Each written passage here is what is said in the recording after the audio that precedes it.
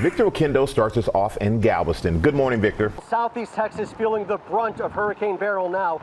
We are on the dirty side of the storm here. That is the most dangerous part. The potential for 4 to 6 feet of storm surge. That is life-threatening.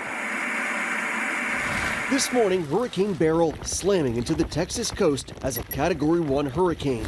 Winds reaching more than 80 miles per hour, tearing through southeast Texas.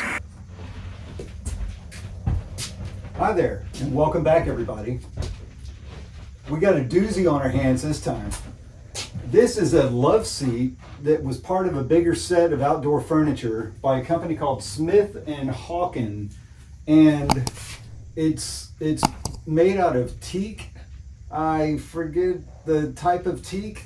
Here's the type of teak I got my hands on to make some repairs. It's unfinished. It's raw material. It's pretty dang solid. It's pretty dang hard. It's 8/4 by about 8 or so inches. And what happened was, there's a real nice house overlooking the bay, and there was a hurricane recently, and they moved a lot of their furniture to a safe place, but this was a little bit larger and they left it out. But the hurricane got the better of this thing, and the people contacted me. They wanted to put it back together. As you can see, there's a lot missing here.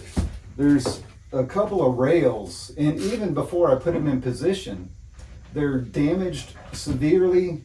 This one has a chunk taken out of it here, but this went this way and this came over here, kind of like that. And there's a leg here that connected, that the rail connected into. This front rail here has got a big split going all the way down. There's another leg here in the front that is in real bad shape, but it connected here like this.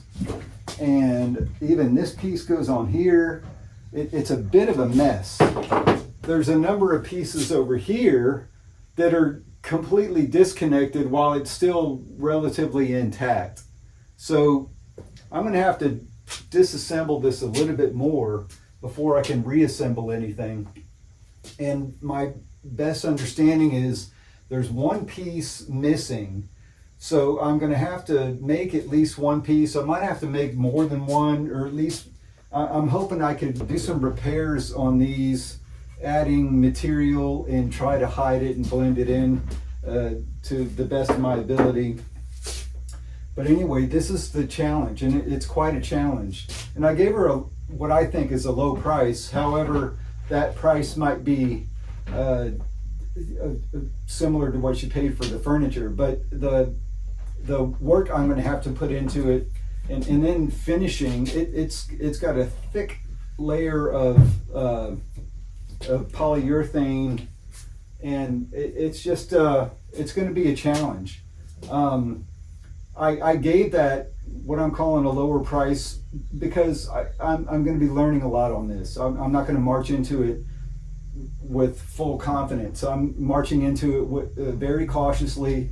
I do want to deliver a fine product. I want her to be excited and happy, and I want this to last a lifetime for them. Let me bring the camera around. You can see some of these pieces are not connected any longer. Down at the bottom, there's a lot of splitting, and there are screws behind some plugs. So we're gonna do some of that. The one piece missing in the back, and a lot missing over here. And you see where they were connected, and there's a screw remaining. We're gonna reconnect some of that, kind of like that, and stick around. I hope you like this. I hope it turns out really well.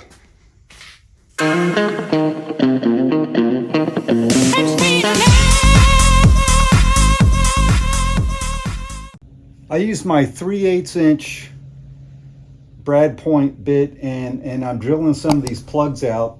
So far it's going pretty good.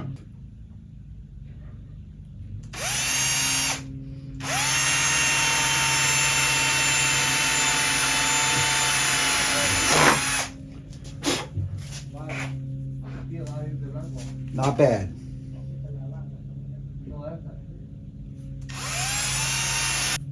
I might be ruining my bit, but I'm getting through the plug, and the plug is right up against the screw there.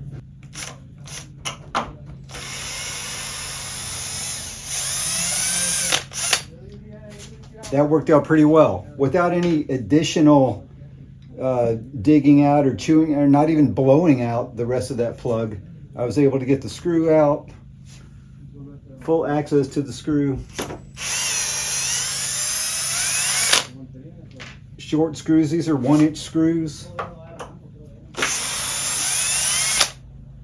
And as I take all the pieces off, or before I go too far with everything, I want to number everything, and I'm going to call it right side and start from the front. 1, 2, 3, 4, like that. So that's R1. This one fell down, but R2.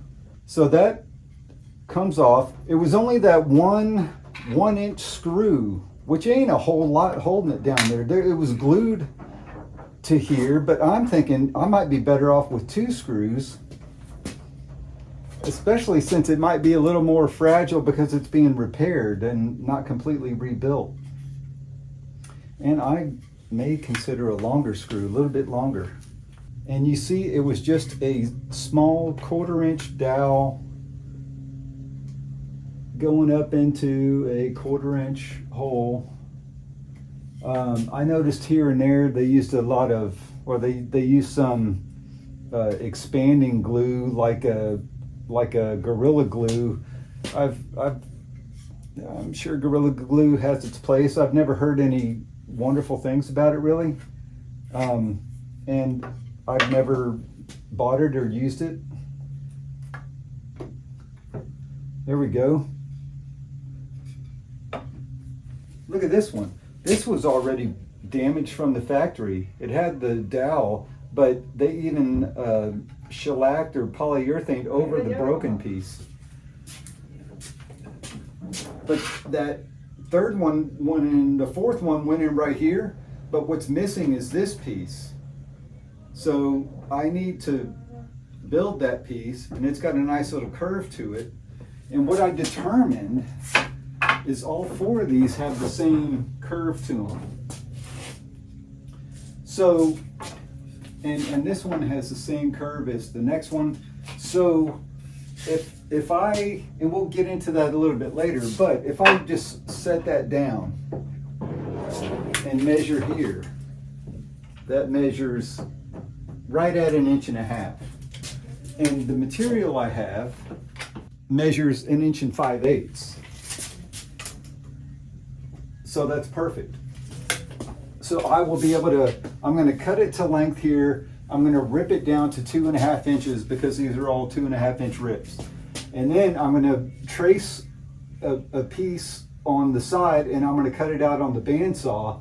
And then I'm going to slowly fine tune the fit and get it to fit where it needs to be with the bevel, with the miter, and then the bottom cut's probably the easier cut. I'm going to cut it long, fit the top, and then make the bottom work. I think it's going to be all right. There's still some of this I'm going to just try to glue and maybe even add some hidden dowels or something like that, or maybe hidden screws ought to be good enough. But I'm going to try to patch a lot of this, but still have it be pretty durable. I want it to be durable. I want them to like it forever.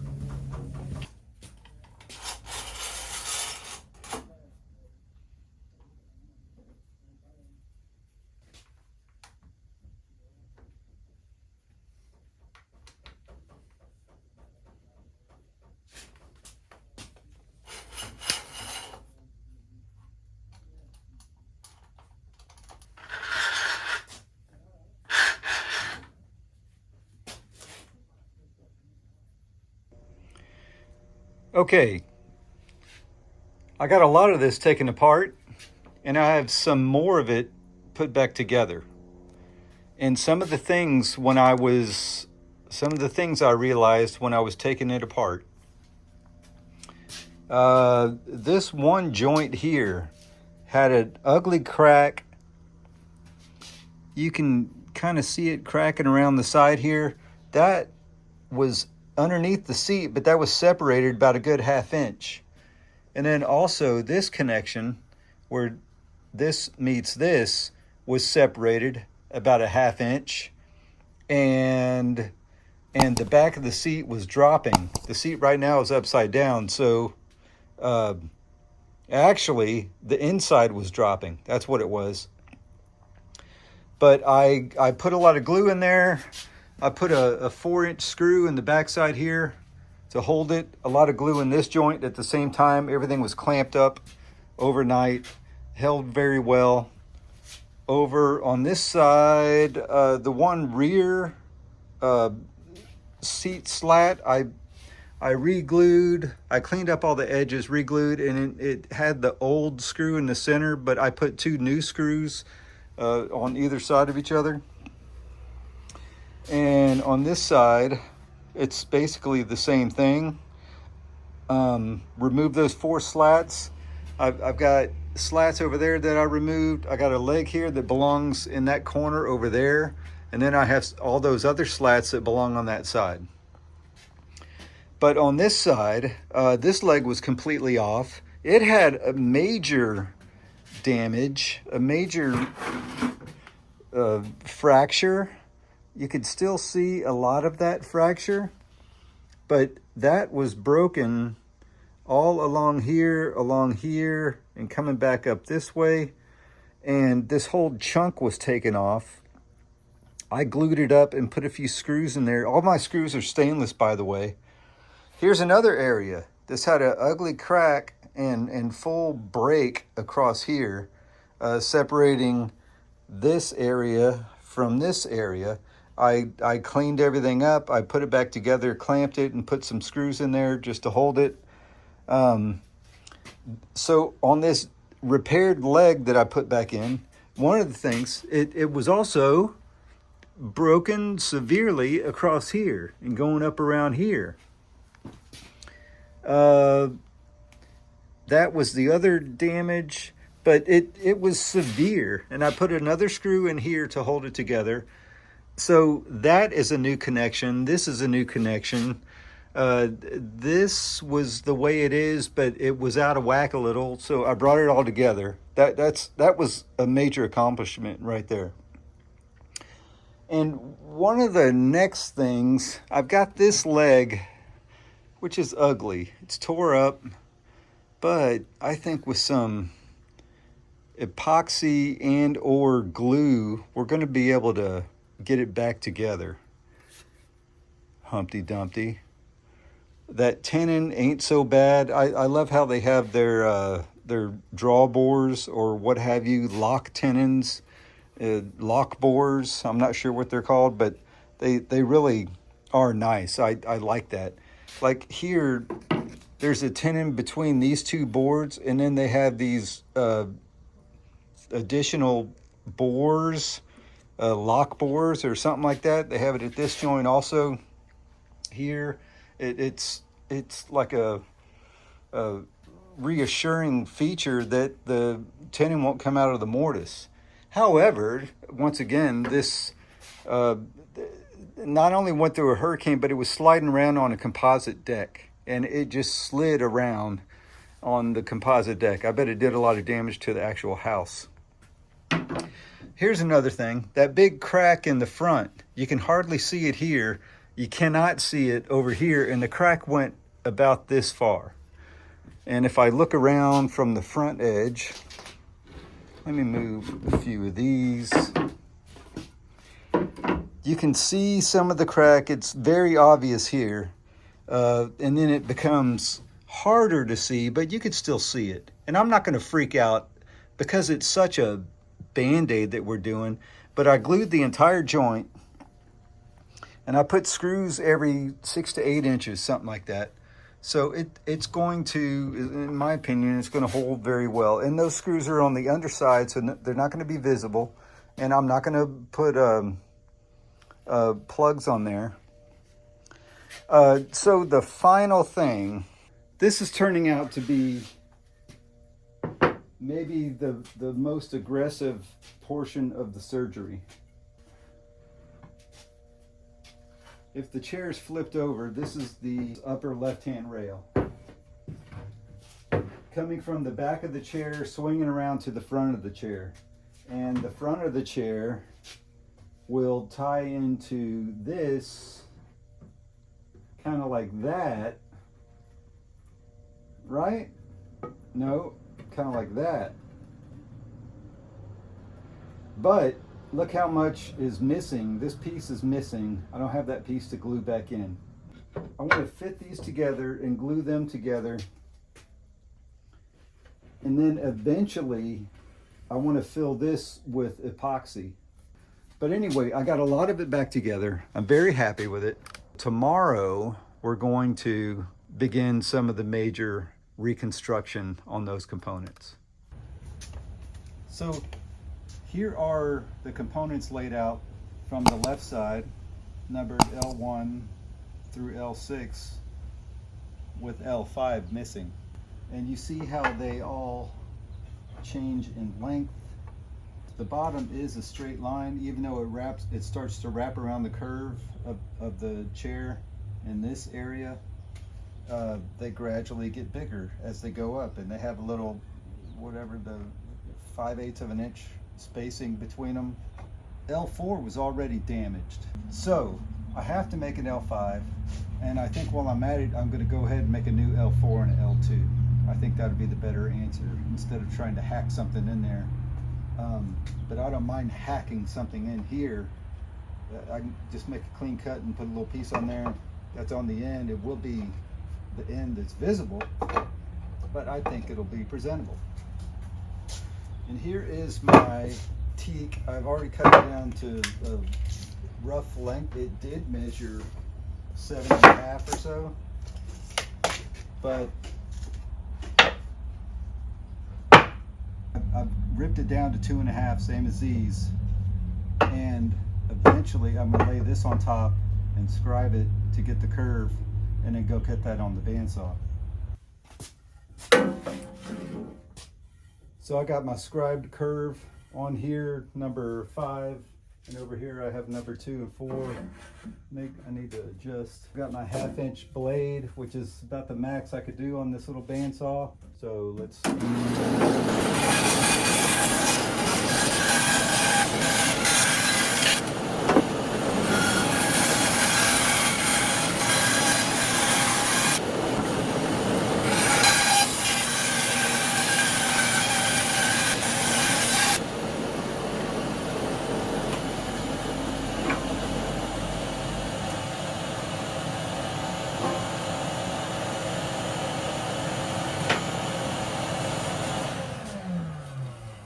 So this is the roughed out piece. I think it's going to clean up well, and I'll continue to cut numbers 4 and 2.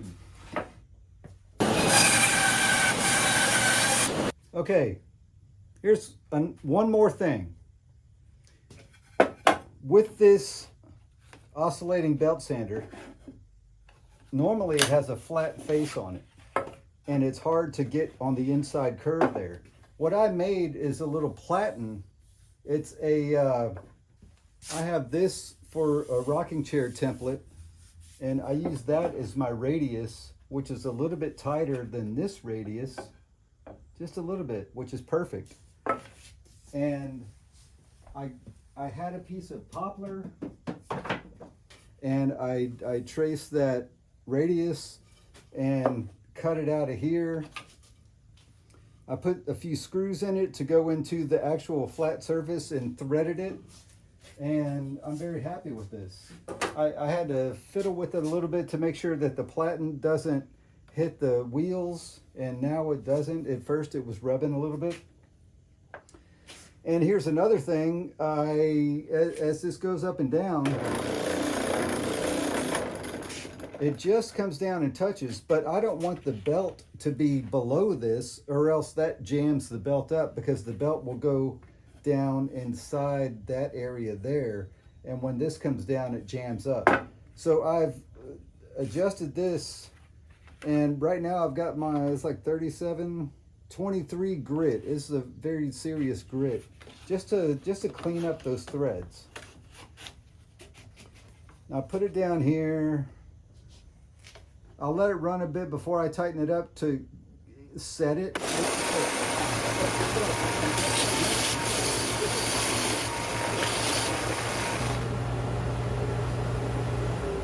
But for now, that's just enough to get all the saw marks off of there. And then I'll switch to a 40 grit and run it through again, and we'll have a nice finish. And if it needs a little more beyond that, I could put 80 grit. I could even get my my Festool ETS 150 eventually. I'll put that on there with like a 80 grit. And so anyway, that's how I'm going to work it down. I'm happy with these cuts. They're a little bit rough, but I think it's going to be a little bit perfect. And I have these two also to clean up. So what I want to do is clean up this inside radius on all three of these, and then remove the belt and remove that platen. Then I'll have the flat radius. I could probably do it without switching, and then that'll help me get the outside radius like that. So I'm going to carry on like that.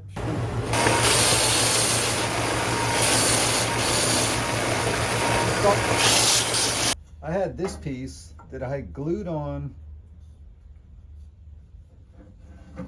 after making a large cut on the table saw. I had glued this piece on, and I had a 3-inch screw through it overnight just to hold pressure, because it was kind of awkward shaping. Instead of making the proper wedges and on the rounded part, I thought, let me just screw it in there. And then this morning I removed that screw, and I just want to be on the bandsaw here and try to get the shape pretty close. There's this plane, there's this side here, and then there's the end. I want to get those pretty close, and then this will kind of find itself out over here.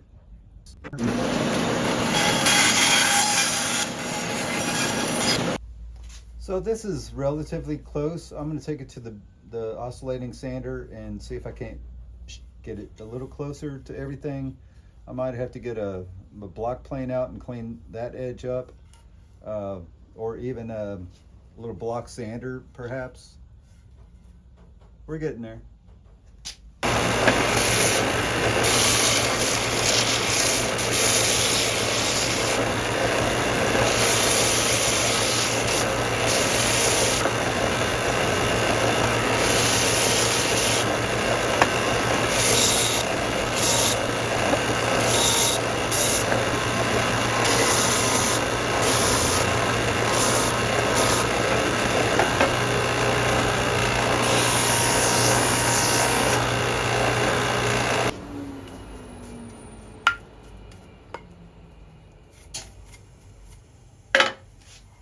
This is not bad at all.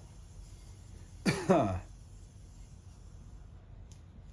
a little hang up here, but I'm going to get a little block sander and sand on that a little gentler. That's not so bad. I think it'll be all right. Okay, this is probably the trickiest piece I have. And with the table saw and the track saw, I cut out a little rabbet here, and I dropped this piece in, and I pre-cut a shape that's a little bit heavy, a little bit strong. But now the trick is getting this curve. And what I'm thinking about is using this offset jig on my router, and I've got this roundover bit that's a similar radius here. It'll get us close, and what I'm thinking is I could ride it along the inside edge, and I need to go pretty slow, because if I go this way at all, it digs into the piece. So I need to try to keep the pressure of these components on the piece, the work piece, as I go across.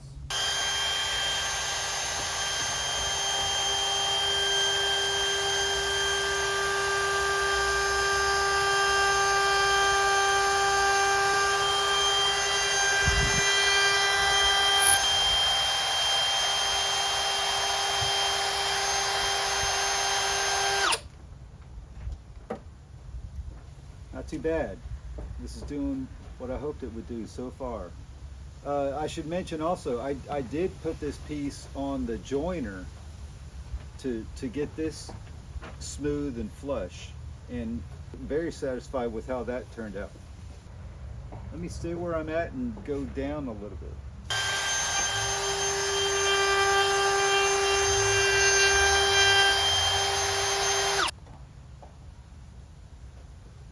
It's coming along.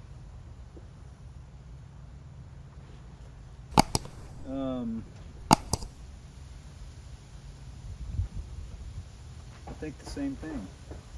Down a little bit.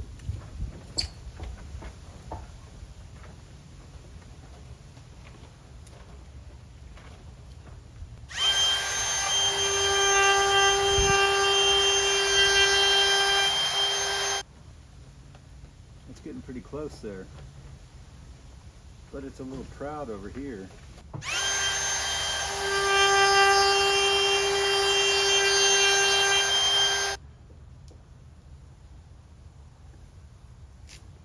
Here we are.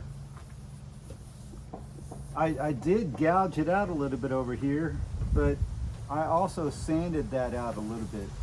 I wanted to get this part done and then go into this part, and so here we are. We're at that time. Maybe like a little compound miter across there, and then put a block on there that, anyway, we'll get that and then we'll march along. So here's what I ended up doing.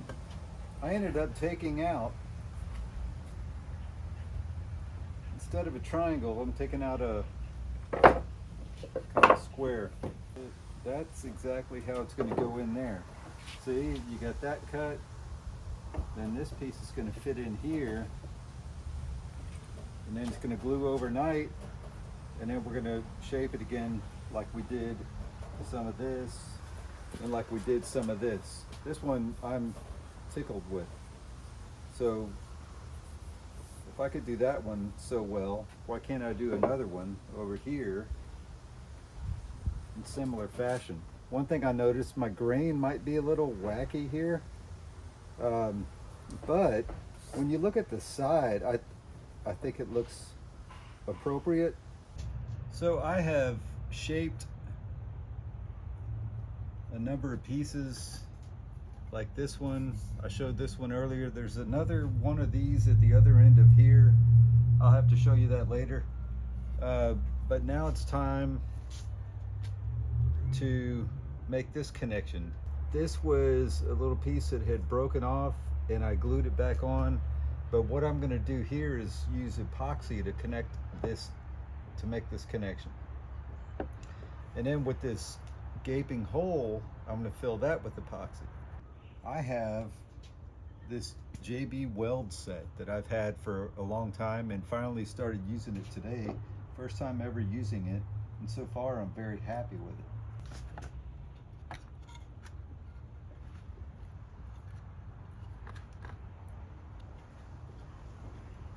Pretty cool. Now, okay.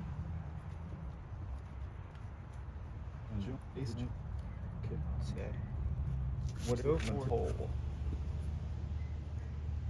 Where are we? We're right here. Okay.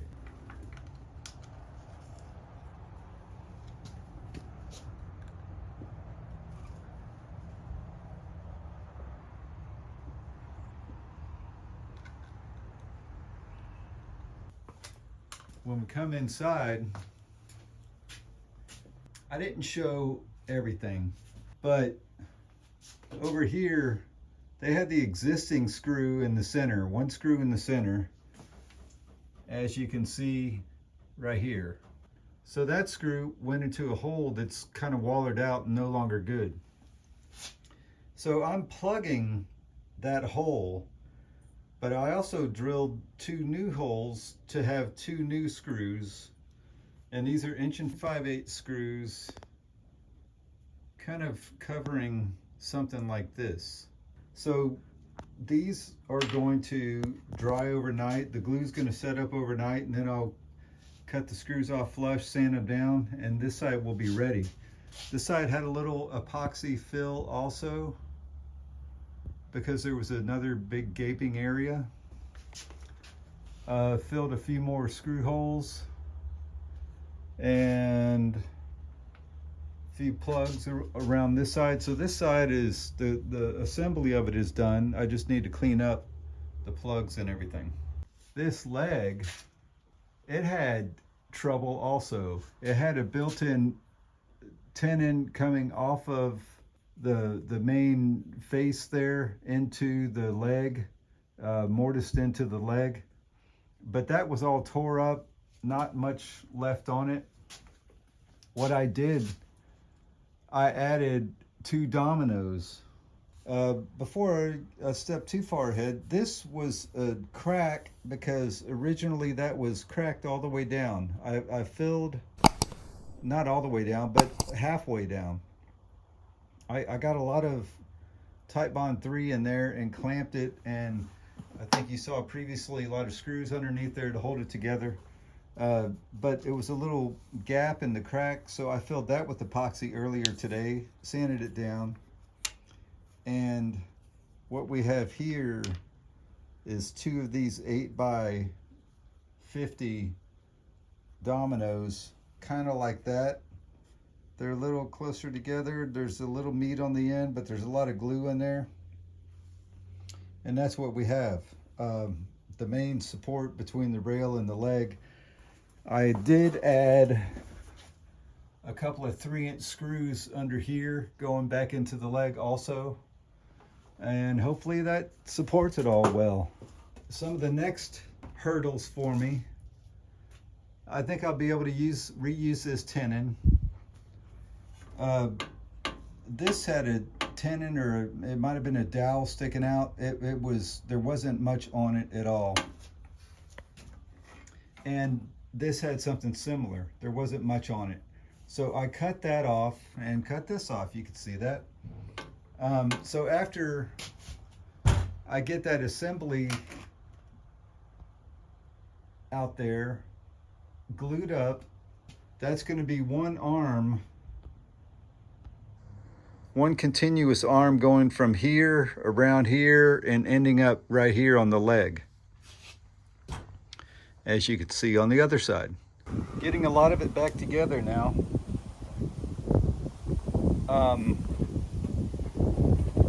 Before I go into that, this 2 sections of arm was held together with the epoxy, and I had a big gaping hole right there. It has a lot of bubbles in it, but it's on the back side. That could easily be better, but I'm not going to worry about it. It's sanded down, it's nice and flush, it's smooth, it's nice and clean. So it's one arm that goes from here around to here. So now I got to connect that arm. And like I was suggesting, I went ahead and took off that tenon that was sticking out of the leg, the top of the leg. And I decided it would be easier, instead of making a new mortise in the arm, I thought it would be easier to just domino.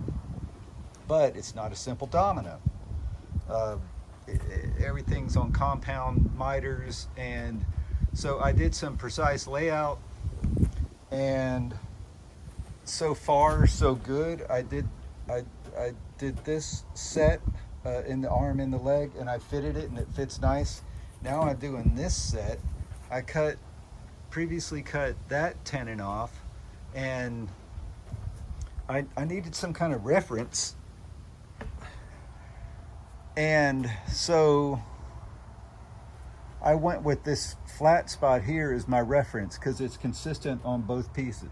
Wanted to reference here, and I wanted to lay them out appropriately to fit well within the space provided, and that's what I got. I'm relatively happy with that. Hopefully my layouts have matched. I feel good about my marking. It's a little, I don't know, it's not nerve-wracking. I just want it to go well. I don't want to do it 3 times. I only want to do it 1 time.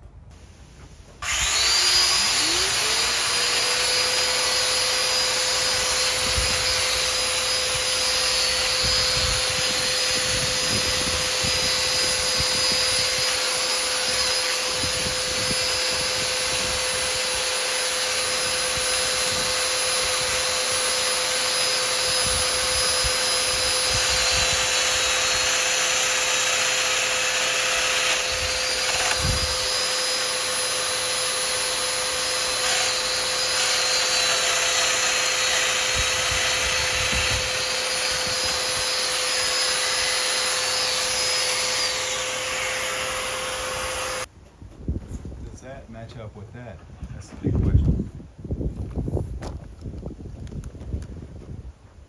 gonna put it in the bottom there.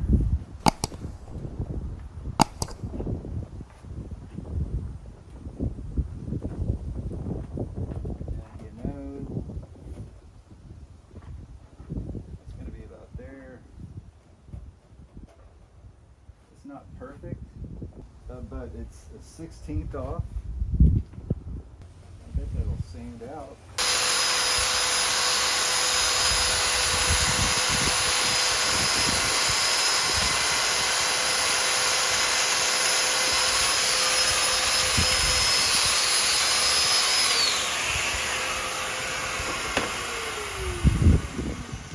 There we go. What I did, I didn't go nearly as deep. I only went, what's it set at? I went to the 15 mil depth, and I cut this to be like less than 30. So that will only go there, which I think will be nice. I made the corresponding plow over here.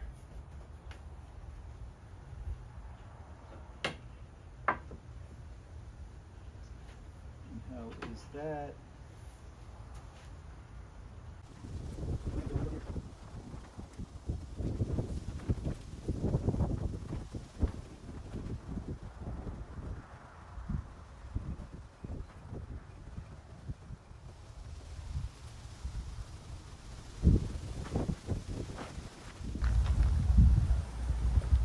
Everything glued up thoroughly, heavily, aggressively. Drop that in first. And get this set.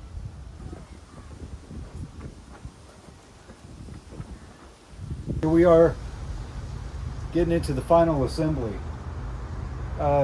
Once again, I don't roll the camera all the time when I'm doing everything because I'm trying to be productive at some point.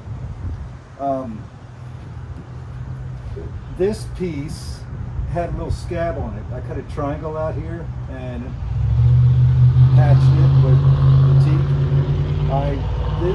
This one and this one had split real bad and broke open, and I didn't have the other piece, so I decided it would be best to replace those. This is the one that was missing, so I had to build it. So I got everything back in place. Everything has a 1/4 inch dowel at the top and a lot of glue, as much glue as I could get on there. And then we have 2 screws at the bottom of everything. And once again, that center hole is the previous hole. And there's a previous hole in here. I didn't want to be driving a screw into an area that already had a screw. So I didn't think the new screw would bite very well. That was my concern. Everything's glued on that surface and glued up here, 2 screws around. There was one more back here that had just come off, and I just put it back in place. And so I'm going around installing my plugs. I did come back. Initially, I had glued this connection between this rebuilt arm and the existing or rail and the existing rail. But it had a little bit of not cracking, but space here and there between the 2 pieces. So I taped up a little channel and I poured some epoxy in there. I just ordered a bunch of epoxy, by the way, because that's my new friend. That's what I'm into now. And then tomorrow, after this is really cured, I'm going to finish sanding that and sand it smooth. I might be jumping the gun installing all of these, but I'm running out of time. I have bigger and better things to do.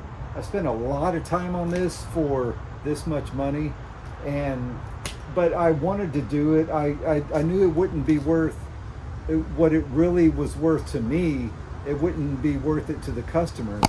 So honestly, I'm doing this because I want to do it, because I want to help the customer, because I want to learn new techniques, because I like the challenge. There's so many reasons to do some things It's also a new neighborhood I haven't done any work in, so maybe the word will spread there. And it's all of those things. There's a lot of reasons. It was a nice lady and a nice husband. It's so many good reasons.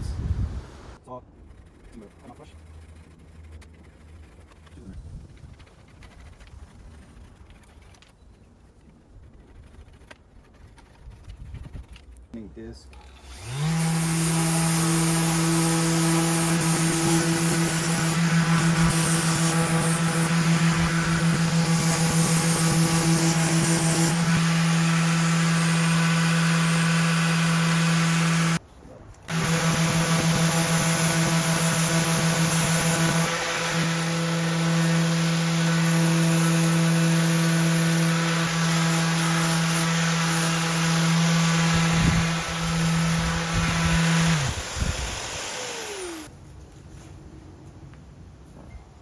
So here is the full reveal after one coat. Some of that wood I have there is just off a little. I didn't stain it at all because this is like an amber color finish. But I'm very happy with it. Very happy with it. Some of the plugs are different, and that's okay. They're nice and smooth. Everything's nice and flush. There was a lot of additional plugs down there, covered up, a lot of sanding, smoothing, finishing. And I'm gonna apply at least 2 more coats. It might be 4 or 5 more coats, kind of depending on how much I have. And then when I run out, that might be the answer that you're finished. I'm not complaining about the patch. It smoothed up very well. It cleaned off. I'm not even complaining about this glob of epoxy because it's on the back side. It had to be epoxy. There was one, yeah, over here. This was a big fill of epoxy and it filled out nice and clear. So I'm okay with that. Very much okay with that. There was the big patch in the back. It really cleaned up well. We had a total of 3 new slats. The second one and the 4th and the 5th one. And they fit well together. The color is a little off. It really ain't gonna matter. I'm pretty sure when they finish this off, there's a padded seat and even pillows or some kind of additional padding on the back.